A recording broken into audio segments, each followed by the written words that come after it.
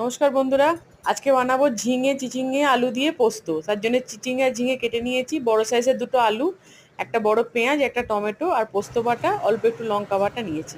কড়াই তেল গরম হয়ে গেছে, ফোড়ন হিসেবে 5 ফোড়ন, তেজপাতা, শুকনো লঙ্কা দিয়ে দিলাম। এর মধ্যে পেঁয়াজগুলো তুলে দিচ্ছি। অল্প একটুখানি বাদামি কালার এসে গেলে ওর মধ্যে আলুগুলো দিয়ে দিলাম। আলুগুলো পেঁয়াজটা একসাথে ভেজে নেবো একটু, সামান্য একটু ভাজতে হবে। তার মধ্যে টমেটোটা দিয়ে দিলাম আর একটু পরিমাণ মতো নুন দিচ্ছি, দিয়ে ভাজলে ভালো লাগবে খেতে।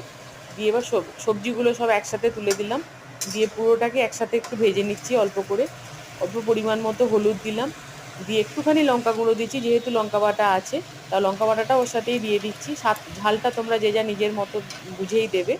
ভালো করে এবার ওই মশলা ধোয়া জলটা পুরো দিয়ে দিলাম। দিয়ে এবার কিছুক্ষণ একটু সামান্য চিনি দিচ্ছি, দিয়ে একটা ঢাকা দিয়ে দিচ্ছি যাতে সব সেদ্ধ হয়ে যায়। দেখো সবজিগুলো সব সেদ্ধ হয়ে গেছে আলুর সাথে। পোস্ত বাটাটা এবার লাস্টে দিচ্ছি, দিয়ে সব একসাথে মাখিয়ে দিচ্ছি ভালো করে যাতে পোস্তটা সবার গায়ে লেগে যায়। দিয়ে আরেকটু ঢাকা দিয়ে দিয়েছিলাম জলটা টেনে যাওয়ার জন্য। দেখো জলটা শুকিয়ে গেছে। নামাবার আগে দুপলা সর্ষের তেল দিলে পোস্ত খেতে খুব ভালো লাগে, তাই সেটা দিয়েও একটু ফুটতে দেবো। দেখো জলটা একদম শুকনো হয়ে গেছে, এবার নামাবার পালা। আমার রান্নাটা কমপ্লিট। কীরকম লাগলো তোমরা জানিও কিন্তু। কেমন? আজকের মতো টাটা।